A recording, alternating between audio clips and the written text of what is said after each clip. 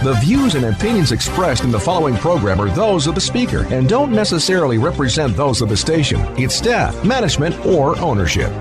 Thanks for tuning in to Clearview Hudson Valley on your favorite local iHeart radio station. Proudly brought to you each week by Accent Insurance Services, an independent insurance agency helping clients like you save on auto, home, and business insurance. Visit accentfginsurance.com for more info. Hey, it's Uncle Mike, and joining me in the studio this week is Andrew O'Grady, who is the CEO of MHA Dutchess. That's Mental Health America Dutchess. It's been a while since Andrew was in the studio with us. We are lucky enough to have him on the Hudson Valley Focus Show every Thursday morning. This past Thursday when he was on, we agreed that there was a lot to catch up on. So here we are. Good morning, glad Andrew. I'm here. Yeah. Very nice to be in the studio again. It's been a long time. Andrew, just give a little bit of your background so people get familiar with you again before we start, and then we'll dig into MHA. Sure. I've been doing, I got my clinical social work degree back in 91 and worked for Dutchess County in their mental health clinics and their substance abuse clinics for about 8 years. And then I left the county and went to Mid-Hudson Regional, which was St. Francis Hospital at the time, and ran their outpatient clinic in Beacon. And then I had an opportunity to go to MHA, Mental Health Association at the time, Mental Health America now, in Dutchess County, and to basically work with the county to take over their care management services that they had, community-based care management. I had already gone through a transition, spearheading the transition of the clinic programs from the county to St. Francis. So I had that experience. So we did that with case management to MHA. And I always believe case management was one of the most important interventions you could have in the county and the mental health system, because we're basically just like a family member helping them through things. And many of those people don't have anybody in their life to help them. So I was really excited about that. We grew that program. We doubled the size of the agency by doing that. And then about 10 years later, I became the executive director, and that's what I do now, CEO of the agency. And I've been doing that for about 10 years now. So I've been with MHA for about 21 years, and we've really grown the agency and the programming. And it's pretty exciting stuff. And it's amazing to me, Andrew, that the direction and the scope that you've taken MHA. I mean, it like you just described, it took on a lot. Yeah. And unfortunately, where we are today, mental health especially has been neglected for a long time. And thank God for organizations like yours who are starting to turn that tide a little bit and starting to bring things back. But let's talk about some of the programs at MHA and some of the new things that you're getting involved in. Sure. So we'll talk about the veterans in a minute, but some of the other new programs that we're working with is we started something called the ECHO program 3 years ago, where we were approached by the city of Poughkeepsie Police Department, and they asked us. It was during the whole George Floyd thing, and the state and the federal government were kind of pushing on police departments that they had to do something and incorporate some type of mental health into their program. So reluctantly, I say that in a kind way, they were hesitant, but they were trying to do something. And Chief Pape from the city of Poughkeepsie called me and says, we want to add a licensed social worker to our police force, but I don't know how to supervise a social worker. You do. Can we work with you on that? And I said, well, what do you want to accomplish? And he said, go out with the police. And I said, then you don't want a licensed social worker. You're not going to license social worker bills for therapy. So you're not going to have a therapy session out in the community. What you need is somebody that is comfortable working in the community, comfortable going to people's homes, comfortable engaging people out in the street. And that was my whole case management department. So he said, I love that idea. So we did it. And our COO, Lisa Connolly, put it together, and we hired Linwood Burke. He was a case manager in our agency, and we embedded him within the police department. What a great fit. He's a great addition to that police department. He works at the police department, but comes to our office for supervision once a week. And he's really been, it's a win-win for everybody involved. The police love having him there. He takes the pressure off the police because he's addressing things that they don't have to stay on the scene for, because it's really a resource issue, and it's kind of helping somebody get to where they need to go. And the win-win for the police department is that he's going to call people he interacted with and the police interacted with the next day and say, hey, this is Linwood from the police department. I'm a mental health worker. How you doing today? And did you follow through on the resource I sent you? Now, no, police don't call the next day and ask how you're doing, but that's coming from the police department. So now the police department has there's a better visual for them. It's just a win-win. And then Beacon wanted to do it, so we're doing it with Beacon. Hyde Park is doing it now. We're starting with them. The Dutchess County Sheriff wants to get involved. It's pretty exciting. Yeah, I know Sheriff Kirk really well, and I know he has told us on several occasions that 75% of his calls are mental health related. Yeah. And he was upset about it too, because his goal with this, and I'm sure all the police departments and yourself goal is to cut down on the recidivism of the complaints, right, where a lot of they don't want people in their jails. No. Not people who don't belong there. Right. And when I say don't belong there, they still enforce the law. If you break the law, they're going to enforce the law. Mm-hmm. But if they see an opportunity to help someone and maybe break that cycle, it's a win for everybody, yep, including the person themselves. Most importantly, the person themselves. But it takes the burden off the system. Yeah. From a law enforcement standpoint. The reason this program works so well is because think about the alternative. A sheriff goes out there and they deal with one of these 75% of calls, and they do what they have to do, but then they know that there's resources that need to be given to this person. They may not know the resources. They may not know how to get into the resources. Many programs that are funded in mental health require a specific referral. It requires work to be done on the person making the referral with paperwork and application. Police are not going to want to do that. They don't have time to do that. So they just move on. And then recidivism happens. In this case, our guy or gal is right there on the scene. They'll help them do that. They'll follow up with them. They'll get them hooked up.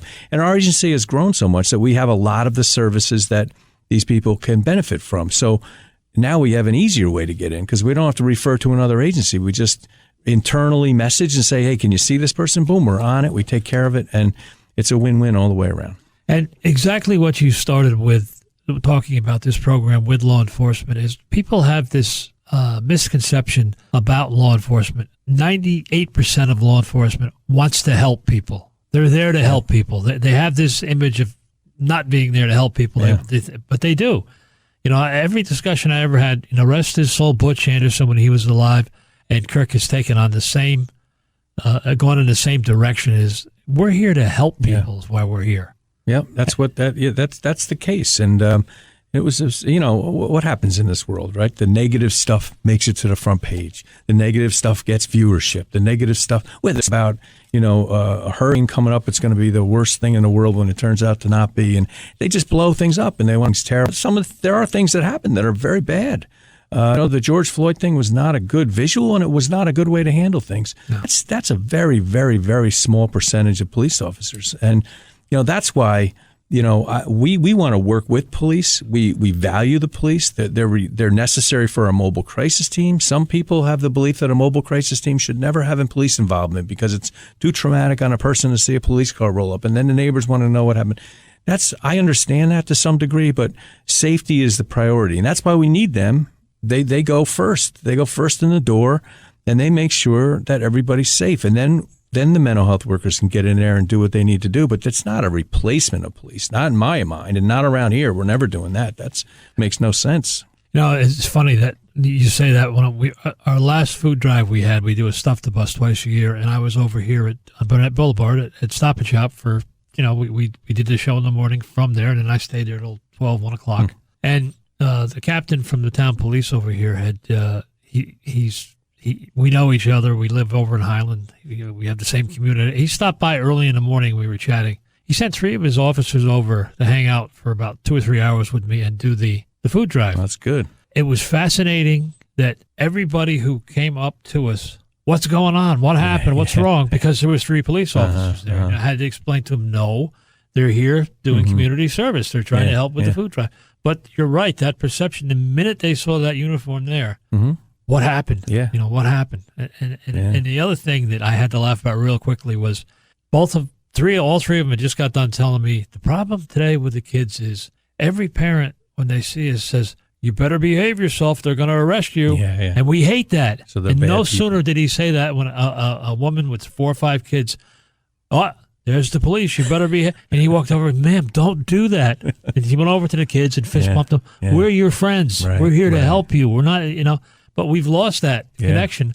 They don't go into the schools anymore. I mean, when we were younger, they would come to our classrooms and explain what they do and try to make that relationship early with the kids to make them understand. So I think it's great that you're involved in these programs and that it's working well, and it's something that should really be pursued because it'll make a big difference. It will. I don't want to sound like a grandfather or an old man because I don't consider myself old, but I grew up in Catskill, and I would deliver the papers on Main Street, and the police would be walking the street, and it would be, "Hi, Andrew, how you doing?" And it was just, I don't want to sound like the Andy Griffith Show, but that the police were part of the community, and they were somebody you could turn to if you needed something, but they're there to help, and they're a visual. I did a de-escalation training for the Hyde Park Police, and I said, I know this is going to sound Pollyanna, but when you don't have a call, go into Stewart's and sit down and have a drink and say hi to everybody that walks in. If you become part of the community again and not just the guy flying down the road in a police car, it's just a better scenario. Yeah. Let's hope we get there. I hope so. Because it'll make a big difference. Yeah. Andrew, MHA is a nonprofit organization, and you do need to raise money, and you've got a really neat event coming up. You could go play golf in the middle of the winter without getting on an airplane. That's right. An indoor golf event at DC Indoor Golf, which is at Crannell Street next to the Chance. And we have there's 5 simulators, so each simulator will have a foursome. So if you have 3 of your buddies play golf, please go to mhadutchess.org and consider playing. You're really going to like it. It's a lot of fun. And we have tee times at 8:30, 12:30, 3:30, and 6:30. And it's just a lot of fun, and you'll have a really good time. We're going to probably play Bethpage Black, or we'll play Pebble Beach, or we'll play some great course. And it's a lot of fun, and it's a fundraiser. And all the proceeds going to this fundraiser is going to go to the police ECHO program that we have. We're making sure we grow that, and we want to offer it to as many towns as possible. So. Yeah, so we'll put that information up on all our social media. Right. And hopefully, I'm sure, usually you do end up filling it up. So if you're interested in doing this, you should get in there early. True.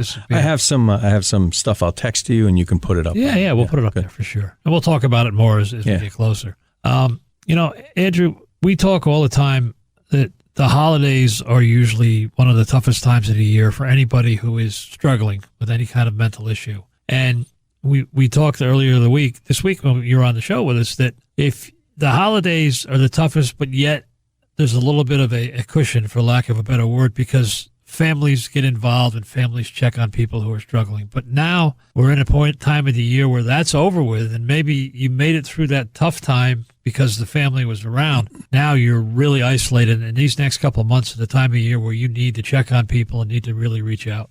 Yeah, you're back to work, you're back in the swing of things, and then that time you had to check in on a neighbor or your relative or invite them over for the holidays or go visit them in the nursing home or assisted living or at their house where they live alone, you get distracted. Everybody has their own lives to live, and they have to deal with what they have to deal with. But let's not forget those people, and we really need to keep strong with that and stay connected to people. If I was ever going to write a book, it would really be about loneliness and how loneliness can truly impact a mental health of somebody. I've talked to a number of different people that just tell me they don't really have anybody in their life, and it's just very, very, and it just takes a toll. It takes a toll. They have nobody to talk to, nobody to reach out to. And of course, what we went through with COVID, isolation was the king. I mean, everybody was isolated, and that made things, I'm sure you had a lot of people that you were dealing with in your organization that were making some progress, and all of a sudden it got shut down on them. It did. We did our very best to stay as connected. Our mantra from day one was,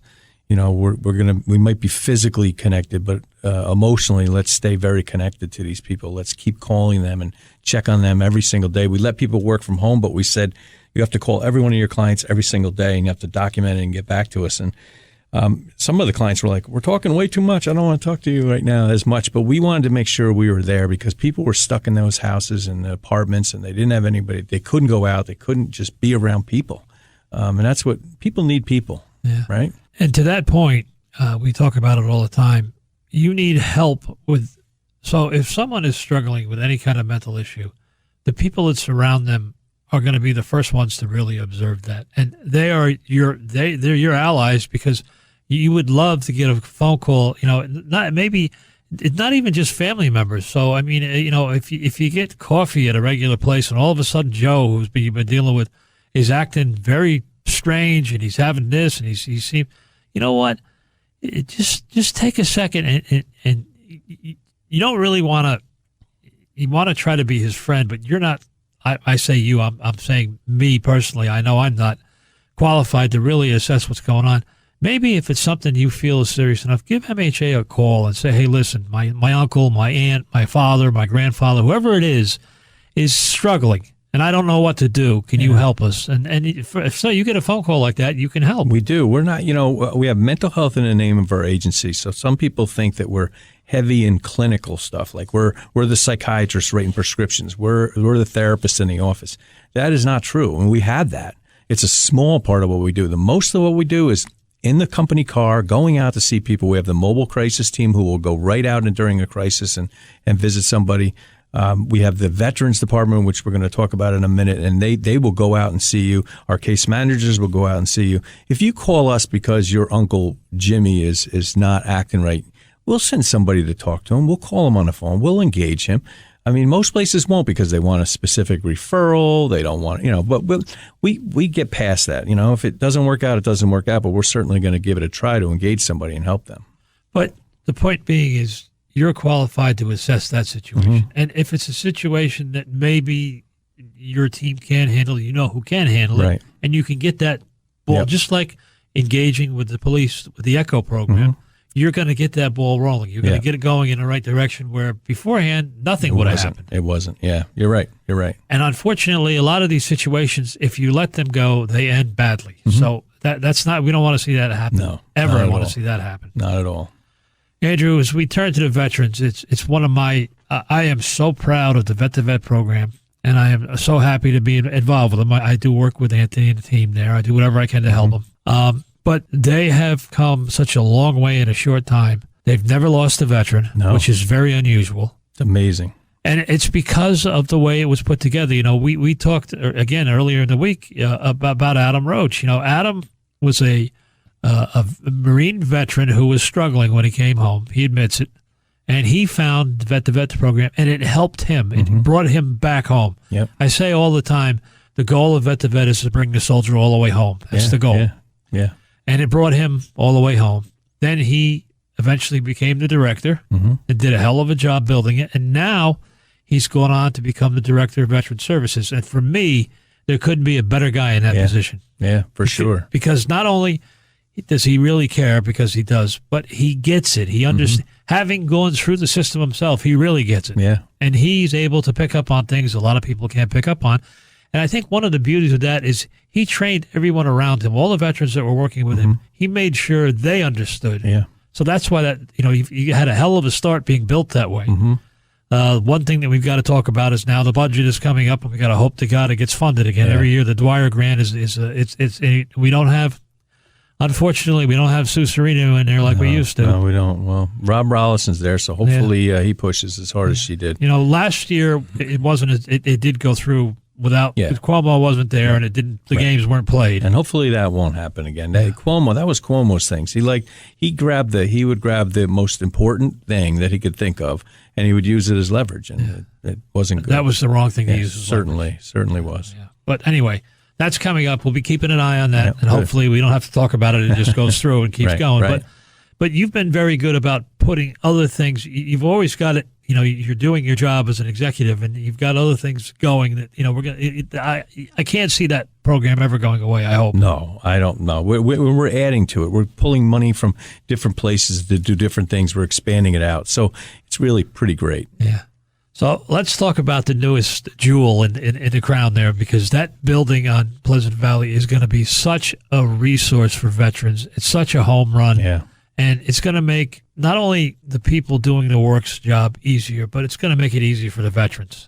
You're going to bring in a lot more veterans than you were, even though you were doing a great job with the outreach. Now you've got a place, a one-stop shop. Let's talk about one-stop shop. That was the goal. We year and a half ago, I was offered the opportunity to take a donation of a 8,000 square foot building in Pleasant Valley, a medical arts building. John Matone, he was the head of all the doctors and the people that owned it, and he wanted to give it to a not-for-profit. And then he heard our stuff on the radio, and Mike Davis from Baxter told him we'd be a great fit. anyway, he talked to me and he says, I really would love something to be done with the vets. I said, well, that's a no-brainer. I got a program. But then I thought, well, we could make a veterans one-stop shop here. I could try to entice every veterans program out there, including the VA, to come in and take place and take their seat in that building. And the county has already moved in. We were able to get that deal done. So they moved from the Poughkeepsie office to the Pleasant Valley office, our space. Our office, our vet-to-vet, went from 515 Haight Avenue to this space. I'm giving them 2 units because they want to do a thrift shop for the veterans. They want to add telehealth rooms for people dealing with the VA through teletherapy, where you can come in and we're going to retrofit it with the top of the line stuff so they can sit down and feel comfortable and have a session. We're going to get a hyperbaric chamber in there that we're going to work with the Hudson Valley Healing Center. They're going to give us or sell us a hyperbaric chamber. The Veterans Sportsmen's Association is in there. The Veterans Alliance is in there. Hudson Valley Veterans Alliance, I'm on that board. Yeah, and that's the other thing that Adam did. Everybody did, but Adam was the spearhead. Is he put together a great coalition of organizations where, sometimes when somebody comes to Adam now with the county services, there's some restrictions on what they can do because it's the state or the county. I'm sorry. Yep. But he was quick enough to be able to figure out how to, put together a coalition where if one can't help it, we pass it on to the next one. And the Hudson Valley Veterans Alliance we're actually at the end of the line usually because it's 5 veterans who are the board who have to get you've got to get a 3-2 vote whether we're going to help somebody. And I all the time I've been involved, there's been 1 or 2 that we decided that we couldn't help, and only because it was one ridiculous. Somebody wanted us to do their landscaping or something one time. It was just crazy. Yeah. That kind of thing we couldn't get. But other than that, so when we find a veteran, if it's a homeless veteran or whatever's going on, we find a way to get them help. And that is key. And everybody works together. And I think we're one of the models around here that work this way because it really does work. I mean, Adam put together a task force where all the organizations met once a month. Yeah. And you'd go down a list of veterans who were struggling, and everybody would say where they were with it, and nobody fell through the cracks. Right. And that's fantastic. And now with this new building, that's exactly what's going to happen. When we first got that funding, the scope of what the Joseph Dwyer, it was $150,000. We could hire 1.5 staff members, and it didn't really pigeonhole us into doing anything specific. We just had to work with veterans. So I said to Adam, do anything you want. I don't care. I know you're going to focus on vets. You're going to engage them. And that, because of the way it's starting like that, a lot of agencies would have said, oh, you can only do this and this and this, and you have to stay within that scope. I said, I don't care what you do. We'll get you to help. We'll pull in the help. Do whatever you want. He did anything he wanted, and he pulled all these people in, and it just flourished. It was just fantastic. And that's the way I wish you can't trust every agency to do what they're supposed to do with money. But when we get money for programs, I just wish it wasn't so pigeonholed into one specific thing. And the county came through and basically replaced the funding we got from the federal government for the homeless initiative we had. Yeah. We got this money from the federal government. We can only help people with A, B, and C problems. So these veterans would come through the door, and we could check off A, B, and we couldn't do C, and we couldn't help them. But the county we said to the county, we want to replace that federal money with your money, and let us house anybody that comes into place. Don't give us restrictions. And they did. They agreed to it. So it's fantastic. That's the way you should run an agency. And one of the beauties with Vet to Vet, and it's in the name, it's Vet to Vet, it's the peer mentoring that really works. And I can tell you, I've been around veterans all my life, and I've done everything I can to help them. But I never had the honor of serving. Yeah. I'm not a veteran. And even though most of them do trust me, I'm not a veteran. Right. So when you get to a point where there's a veteran who is really struggling, he's only going to trust another veteran. True. You can do whatever you want. You're not going to get through to him. Yep. But this works. This peer-to-peer mentoring really works. I mean, 98% of the time when one of Anthony Cavares is now leading the way, when one of his veterans goes out and has a conversation with somebody, they break down that wall and they find out what's going on and they can get them moving in the right direction. And that's the beauty of that program. It really is. It is. And then we have the whole agency, a bigger agency to fall back on. So you might identify the needs. The veteran is able to break through and identify the needs. Maybe they can't provide the specific need, but another part of the agency does. So now the person's, referred to an even bigger part of the organization. And when a veteran refers it, the veteran will go along with it. Yeah. I mean, I could go to him and say, you sound to me like you really need to talk to my friend, Andrew. Yeah, but they won't call. And they'll look, okay, let me have his number, and then they'll never do it. Yeah. But with the veteran, they trust him, first of all, so they take the referral seriously. And Anthony's group follows up and stays after them to make sure they do what they agreed to do. That goes back to what you said before. Call us if you have a veteran that just won't pick up the phone because they feel weak or they don't want to do it or they're embarrassed.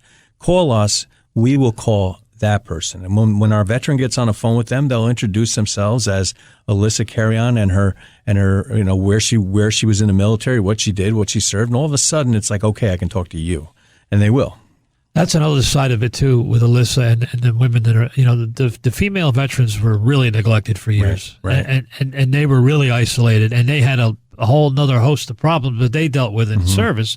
That now, to hear a female's voice on the phone or come to see you and where did you serve, and you can say right away where it breaks down that wall, and you get the ball rolling anyway. You get them going in the right direction. It's pretty fantastic. So kudos to you and the organization. That building to me is the shining star here in the Hudson Valley. It'll be a home run. You're talking about using the basement possibly if you can get it all approved for lack of a better a lounge. But it'll be a place for meetings. It'll be all kinds of things. Yeah. Just like the VFW was, except we're not going to have alcohol. But it's just like it's a place that people can come to hang out and be with other people. Yeah. Pretty like great. people with the same problems who want solutions but aren't quite sure how to get there. Exactly. That's what that's all about, right? Exactly. People helping people. Yep. Andrew, it's the fastest 30 minutes in radio. Here we are again. We still got a lot more. And we got to start doing this more regularly because there's always plenty I'll come to by anytime. Just give one more time. The golf outing is coming up. February 25th. It's a Saturday. Go on MHADuchess.org, MHADuchess.org. Go in there, look for events, and register yourself for the golf. It's great. It's $100 a person. But, 70 of that goes to our agency that helps us support our programming. And it's a 4 or 5 hours or 4 hours, whatever it is you're going to be there. Food will be served, and you'll be with 3 of your friends. And you made the point earlier in the week we were talking that the units are all next to each other, so you'll be talking to everybody that's there when you're not engaged. I always wanted to say to like a business, like, why don't you bring 20 of your people and I'll give you the whole time slot. Wow, that's a great idea. I don't know. I never seem to get around to asking about it. But it's a good idea. If you know any businesses that think it will be... See, I do that for our staff sometimes. We'll send them out on a bowling thing. I want to do a bowling thing, but we'll send them out to them, let the steam off, do something good. We'll pay for it. Maybe if an agency wants to do that, if you have a law firm or you have whatever and you want the whole time slot, 8:30, 12, 3:30 or 6, we'll give it to you. You bring all your people... Proceeds come to MHA, and you look like a great guy because you're a boss that helped you. Well, not only your people, but their families as well. And it could be a team building thing where everybody who doesn't 100%. Get to see each other could be together for several hours and having a lot of fun. So that'd be a great idea. What's the address of the building again in Pleasant Valley? 1335 Route 44. And you want to encourage everybody to stop by, whether you're a veteran or not, because if you're not a veteran, you may be looking for something to do to help. Mm-hmm. And there's plenty of volunteer opportunities here. So stop by, check out what they've done, see this building, and just become part of it. And if you want to help financially, I mean, we're okay. But the reality is we got the building donated to us. But we had to take about, I think $300,000 to renovate this and get it to what we need it to be. So that was money we had to take out of the bank. If anybody out there wants to pay that loan off, we'd be happy to take it. Well, you're always looking for donations. Of course. Well. What's the website again? MHADuchess.org, MHADuchess.org. All right, Andrew, we'll pick it up again here next time you're in. But thanks for stopping by. Thanks for all you're doing and the organization. Thank you for all you're doing, Uncle Mike. Wow. Appreciate it. And we'll talk to you real soon. Okay.